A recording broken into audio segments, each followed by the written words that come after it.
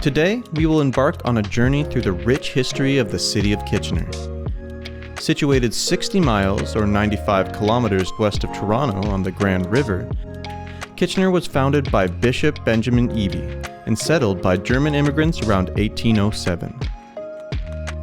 A series of names had been given to the city, including Sandhill, Ebytown, and most notably, Berlin. In 1916, a referendum was held to change the name of the city, mostly due to local sentiments surrounding World War I. After a public vote, the city was renamed to Kitchener after the British Field Marshal, Lord Kitchener. It is also recognized that this community sits on the Haldimand Tract, which is within the indigenous territory of the neutral Anishinaabe and Haudenosaunee people. Through this journey, we'll explore Kitchener's most iconic landmarks, from the iconic Clocktower to the hidden gems of the past. So sit back, relax, and let your imagination wander through time. Our first stop is the Clocktower, standing tall as a symbol of Kitchener's history. Located in Victoria Park, it stands as an example of the changes to urban development Kitchener went through in the 20th century. This landmark has witnessed the growth and transformation of the city throughout the years. With its distinctive architecture, the Clocktower has become a gathering site for residents and visitors alike. It was originally constructed as part of Kitchener's Old City Hall in 1924 and had served the city as the main clock tower for 5 decades. By the 1970s, civic interests had radically changed and brought along with it a referendum to redevelop the area. Old City Hall was demolished in 1973, but the tower was saved and stored away for the following 22 years. In 1995, it was restored and assembled at Victoria Park and rededicated on July 1st during Canada Day. It is also rumored that the pieces of the tower were lost in storage and could not be located for several years. The tower features a sturdy circular base with 4 decorative clock faces above its distinctive stone pillars. The clocks themselves are adorned with intricate ironwork and elegant Roman numerals. The detailed stonework exemplifies the architectural influences prevalent during its construction. While a piece of history might have been lost with the demolition of Old City Hall, the tower's architectural beauty and historical significance makes it a cherished landmark, serving as a tangible connection to the city's past. As Kitchener continues to evolve, the clock tower will undoubtedly remain a testament to the city's rich history and currently can be seen in Kitchener's logo.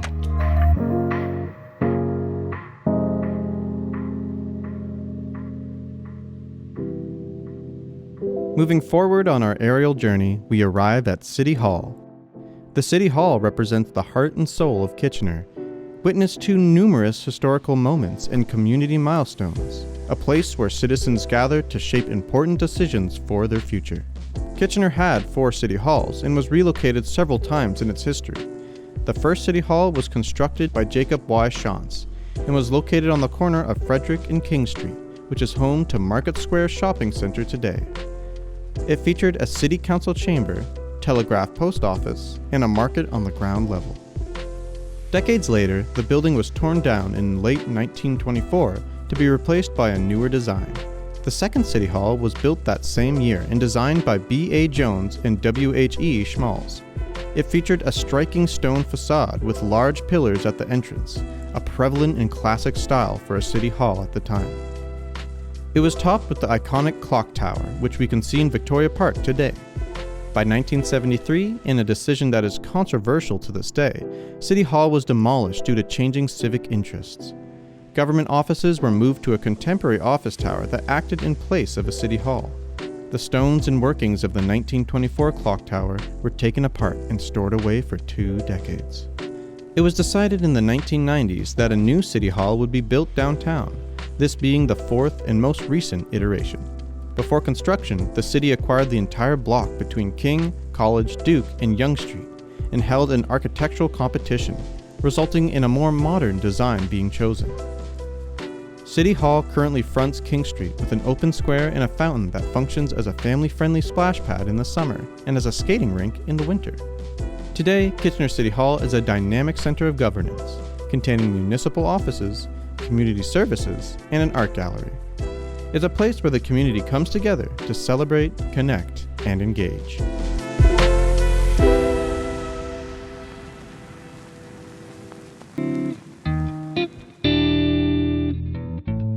Our aerial journey shows us a vibrant downtown, also known as DTK by locals. Surrounded by restaurants, charming cafes, shops, offices, and educational centers such as the Conestoga College DTK campus.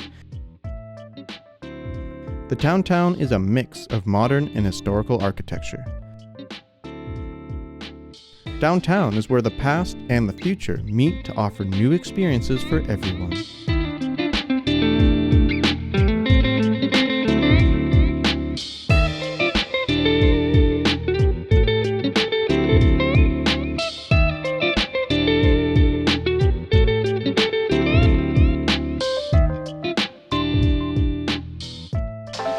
Moving along, we find ourselves at the Tannery Building, formerly known as the Schneider House. It invites us to step back in time, envisioning the bustling atmosphere of the early 20th century. The Tannery Building reminds us of Kitchener's industrial past. Located in downtown Kitchener, this building was one of the most ambitious construction projects of its time. It came into existence in 1896 and construction ended in 1917. The original plant was destroyed by a fire, but it was rebuilt between Victoria and Francis Street. Reinhold Lang, the founder, strategically chose this location because it contained a natural spring, which was thought to be an ideal water source for production. The building served as the largest leather tanning facility in the British Empire until 1954, when the company discontinued operations due to competition from synthetic materials. However, it kept its 5-acre downtown site and complex until 1974, when the property was sold to Ball Brothers Limited. Through the years, the building was occupied by a variety of tenants before being bought by Kadan Inc. in 2009 and redeveloped into modern offices and mixed retail space. For the new owners of the building, renovating the structure was a challenge, as they were determined to preserve the historical integrity of the architecture. Sandblasting and restoring brick were some steps they took to do this. Modern features were added, such as a new elevator core, contemporary washrooms, and shared spaces. The Tannery Building has endured challenges over the years, including fires and economic downturns, but each time emerging stronger than before. Today, the Tannery Building has been turned into a vibrant tech hub of innovation and creativity, having been home to notable tenants such as Google, Desire to Learn, and Communitech, among others.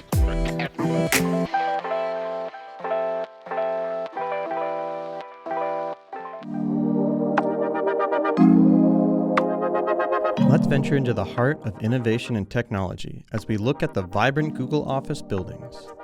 The architecture embraces Kitchener's tech-forward spirit with its state-of-the-art facilities and inspiring workspaces. Canada was one of the first international operations for Google, which opened an office in Toronto in 2002 and a small office in Waterloo in 2005. With a vision to create a collaborative ecosystem, Google first expanded its small office in Kitchener-Waterloo's Lang Tannery Building. But with a growing workforce and the need for expansion, it moved in 2015 to Bright Up Block. The Bright Up Block was originally built for rubber manufacturing in the early 1900s, and then car part production in the 1950s. Today, the buildings have been adaptively reinvented in phases, and 2 of the buildings have been linked by a glass sky bridge. The architecture had received 2 industry awards, including a Rex Office Project of the Year and the Canadian Urban Institute Brownie Award for Best Brownfield Redevelopment Project. Google's Kitchener offices total 560,000 square feet, featuring creative working spaces, amenities for the employees like games and recreation rooms, a gym, climbing walls, rooftop patio, kitchenettes, and a fully staffed commercial kitchen. Google also established a deep-rooted connection with the Kitchener community. Through initiatives like Google for Startups, the company actively supported local entrepreneurs, helping them turn their initiatives into real projects.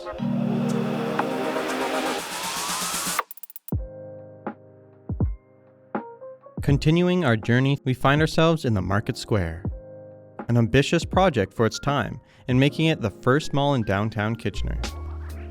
The square was built between 1971 and 1973 on the original Kitchener City Hall grounds. It was home to an Eaton's department store that later became a Sears Canada retail store and home to the Kitchener Farmers Market from 1973 to 2004. For those days, the market square was a vital meeting point for the community. This iconic building in downtown Kitchener is instantly recognizable as it has a glass clock tower at the corner of King and Frederick Streets that pays homage to the former City Hall clock tower, now located at Victoria Park.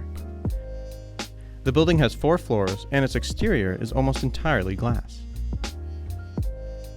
As the city grew and modern shopping centers emerged, Market Square struggled to keep up with the changing retail landscape. The mall declined through the 1990s. With the decline, the Market Square had to adapt and change priorities. In January 2020, Conestoga College opened an 82,000 square foot campus in the building, occupying about 1/3 of the center's space. Conestoga College renovated the lower floor to build its DTK campus, home to programs such as international business, journalism, and digital solutions. More than 20 programs run within the building to connect the life and learning of domestic and international students. The building is also the house for Service Canada and a few retail stores.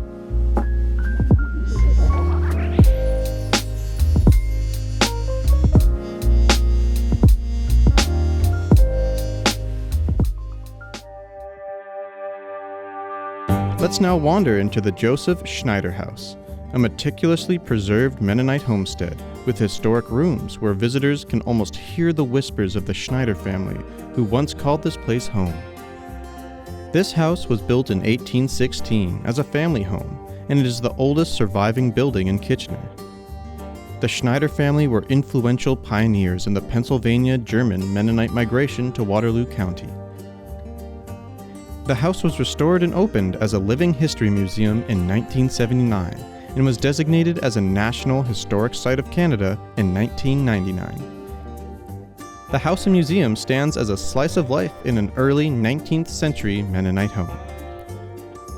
The house is located in the heart of the city of Kitchener on Queen Street, a major arterial road in the city which Joseph Schneider assisted in building. The Schneider House National Historic Site is only a block away from Victoria Park. Much has changed since the 1800s. The Schneider's original farm was 181 hectares. Victoria Park now occupies the land, and where the family's sawmill once stood. The Schneider House Museum includes a farmhouse, 3 outbuildings, and a garden. It also has a collection with over 7,000 items, such as paintings, quilts, historical documents, board games, and leather objects. Visitors can explore the historically furnished rooms adorned with period artifacts and learn fascinating tales about the Schneider family's contributions and challenges, helping to put the site into the perspective of an earlier era. The museum offers an immersive experience. Costumed interpreters work around the house, demonstrating tasks like cooking and sewing, using traditional implements to make history come to life, captivating us in a journey through history. But history lessons are not all the museum offers. Family-friendly events offer a delightful blend of education and entertainment. From interactive storytelling sessions to lively outdoor games, there's something for everyone to enjoy.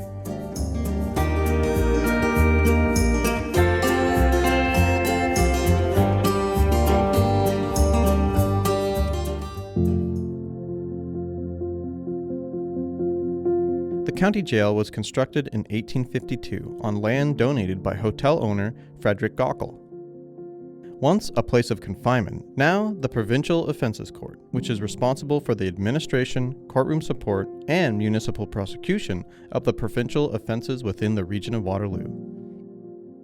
The construction consists of a jail building, 4 exercise courtyards, stone walls, and a governor's house that was added in 1878 to serve as the jailer's residence for the next century of the facility's operation. The governor's house had a secondary purpose, which was to blend into the existing neighborhood and act as a visual barrier between the surrounding community and the jail. The county jail is the oldest government building still standing in downtown Kitchener, which represents the city's judicial independence since. In the same year of the construction, Berlin, now the city of Kitchener, was appointed the seat of county. In 1978, the jail was close to being replaced.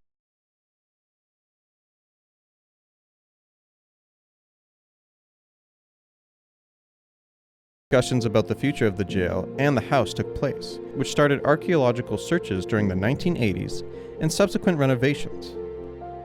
The jail and the government house were reopened to be the place for courtrooms, court offices, and other agencies. The city of Kitchener recognized the exterior of the buildings and structures for their heritage value on 27 March 2008. Over the years, the county jail witnessed significant changes in disciplinary practices, evolving from a place of punishment to one that embraced a reflection of societal values, power struggles, and the developing nature of justice. The jail now consists of 2 courtrooms, while the governor's house is used as a prosecutor's office.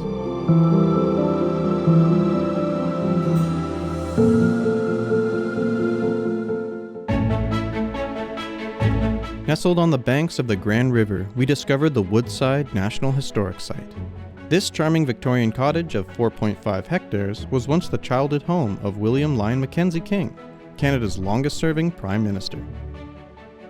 James Colquhoun, a British barrister who had recently arrived in Canada, built Woodside in 1853. The property was occupied by a succession of tenants after Colquhoun's death in 1877, which included the King family. In the early 1940s, Woodside was in danger of demolition to clear space for a housing development. A group of citizens organized the Mackenzie King Woodside Trust to preserve and restore the house in honor of Mackenzie King. In this charming place, everyone can experience the Victorian ambience of the house where the King family heirlooms are on display. William Lyon Mackenzie King described his days at the house as one that left the most lasting impression on his character. Thanksgiving is a great time to come see Woodside's grounds ablaze with fall colors and decorated for the harvest. And Christmas is a wonderful time to enjoy Victorian Yuletide festivities. As you step inside the Grand Victorian Mansion, you'll be transported to the late 19th century. The air inside is thick with nostalgia, as every corner of this beautifully preserved residence tells a story.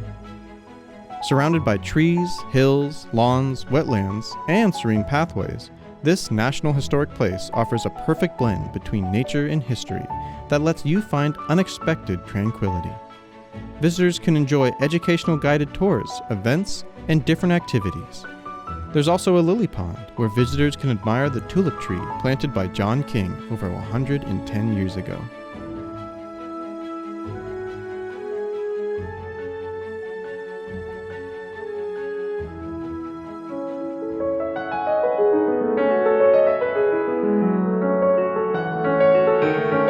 Now our journey continues to the picturesque Homer Watson House. This beautiful art gallery and historical site honors the legacy of Homer Watson, a renowned Canadian painter who captured the beauty of Kitchener in his works of art. The Homer Watson House and Gallery is a captivating destination that blends art, history, and natural beauty into a remarkable experience. Constructed in the 1850s, this stunning Scottish Gothic-style residence was built by the Ferry family and later purchased by Homer Watson in 1883. It was here that Watson added his studio and honed in on his love for art that shaped the course of Canadian art history. In his early works, he explored painting figures, but soon realized his greatest inspiration was the landscapes around him. In the exhibition of the Royal Canadian Academy in 1880, Watson sold his painting titled The Pioneer Mill to the Marquis of Lorne, Governor-General of Canada, as a gift for Queen Victoria. The following year, Watson's work continued to be admired by royalty. Queen Victoria acquired a second Watson painting titled The Last Day of the Drought. Both pieces sold by Watson remain part of the Royal Collection Trust and now hang in Buckingham Palace. Throughout his career, he traveled across Canada, the United States, and Europe, most notably Paris, London, and Glasgow. In Canada, he was well respected among his peers in the art community and became the first president of the Canadian Art Club. Watson passed away May 30th, 1936. He was 81 years old. After which, his sister, Phoebe, continued to live and work in the house until her death in 1947. In 1981, the city of Kitchener purchased the historic house to preserve its historic longevity and accessibility to future generations. The Homer Watson House continues to be a place for the enjoyment and practice of the arts, showcasing historic contemporary exhibitions and artistic programming for all ages.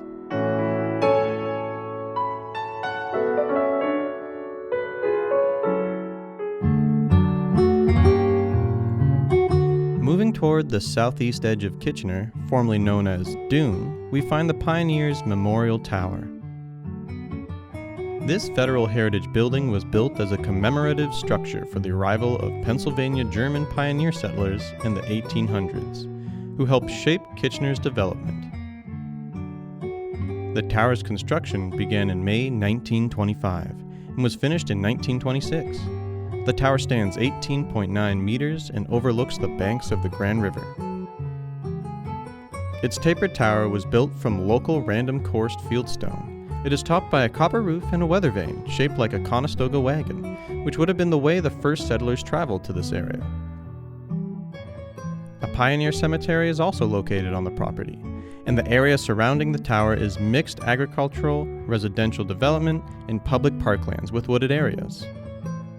If you have the chance to climb to the observation deck by the spiral staircase, you'll be rewarded with breathtaking panoramic views of the area.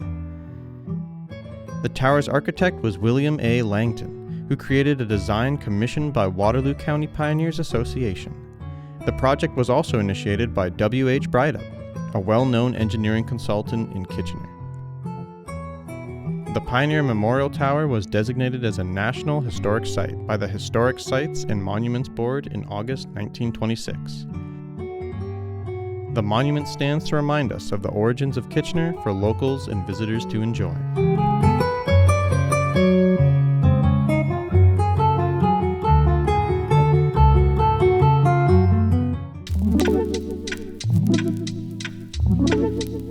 Leaving the bustling cityscape behind, we find relief in the serene beauty of the Huron natural area.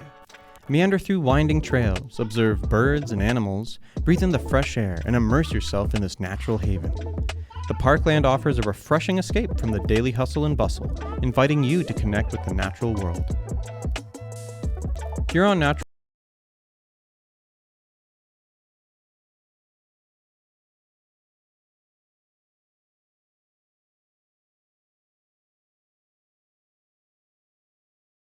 Trail. The Strasburg Creek, which is one of the city's only cold water streams, runs through the park. While hiking, one also can observe the diverse plant life and animals that live there. For centuries, this area has also been home to indigenous peoples, who have revered the land as a provider of life and a source of spirituality. Today, the rich culture continues to resonate within the forests and waterways, with public murals being dedicated to their heritage. Huron Natural Area represents the importance of preserving our natural spaces. Its diverse ecosystems serve as a sanctuary for many plant and animal species, offering an oasis of natural life. Whether strolling along its scenic trails or simply reveling at nature, the Huron Natural Area is a welcoming, family-friendly park. The future of this park lies in the hands of the passionate individuals and organizations committed to its preservation. Through ongoing conservation efforts and community engagement, the city looks forward to ensuring that future generations inherit a thriving and sustainable natural landscape, where the legacy of the indigenous people endures and a harmonious coexistence of humans and nature can be felt.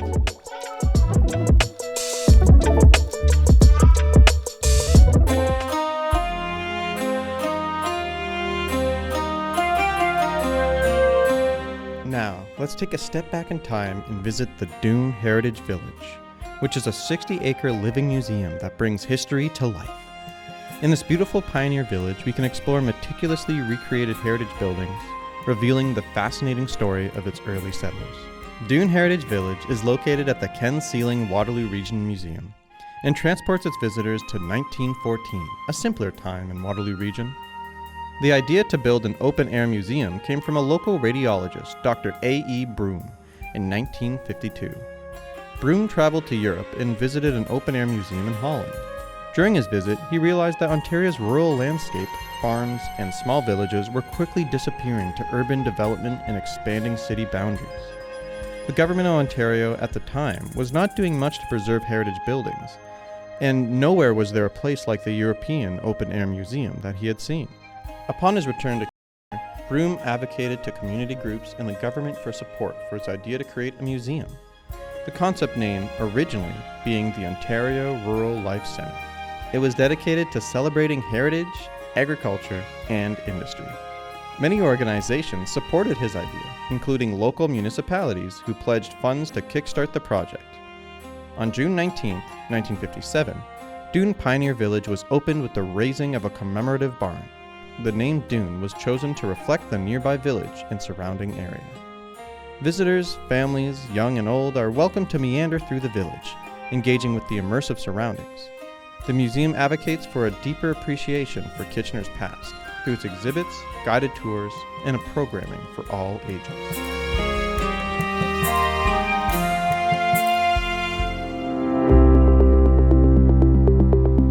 Conestoga College's Doon campus is located in Kitchener, Ontario, Canada.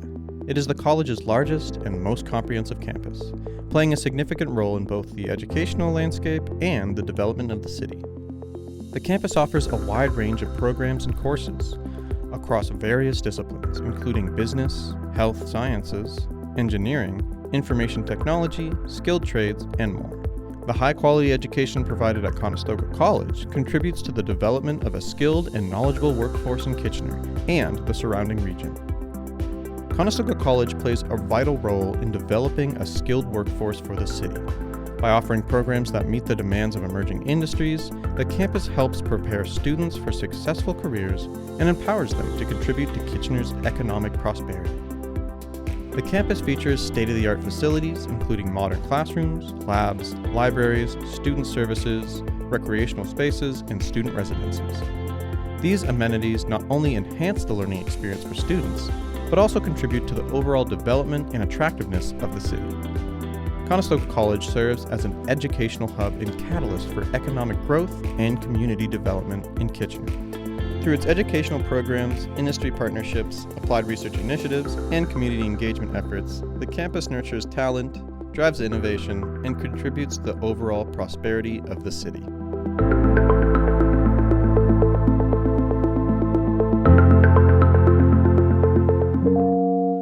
No exploration of Kitchener's landmarks would be complete without a visit to the serene Victoria Park, the oldest park in the city. This lush oasis in the heart of the city has witnessed countless picnics, concerts, and joyous celebrations throughout the years. As we stroll along its pathways, we can almost feel the energy from the community and the serenity it provides to generations of Kitchener residents. The park is named after Queen Victoria and was officially opened in 1896. Several other monuments have become an integral part of the park, including the Boer War Soldiers Monument, which was added in 1912, Veterans Memorial Garden and Carillon, donated by the Dutch-Canadian community in 2006 in recognition of Canada's war effort for the liberation of Holland in World War II, and the London Women's Movement Memorial in 1994. In 1950, a band shell was built and then subsequently rebuilt as a bandstand in 1989. It hosts many community events throughout the year. The park is filled with a variety of amenities, offering something for everyone, whether jogging along its winding trails, attending lively concerts, or picnicking under the shade of a willow tree. One of the most famous Victoria Park events is the annual Kitchener Blues Festival. The park is ideal for families, with a playground and splash pad for hot summer days. Victoria Park remains a cherished retreat, beloved by locals and visitors alike. Its vibrant green spaces and gardens continue to inspire and delight. Thank you for joining us on this journey through the charming city of Kitchener, a city that doesn't forget its past but looks to the future. As we conclude our journey, we hope that the program has ignited your curiosity and inspired you to continue exploring this extraordinary city, to walk its streets with a newfound appreciation for the stories and landmarks. Embrace the spirit of Kitchener as you immerse yourself in its rich history and engage with the welcoming community that calls it home.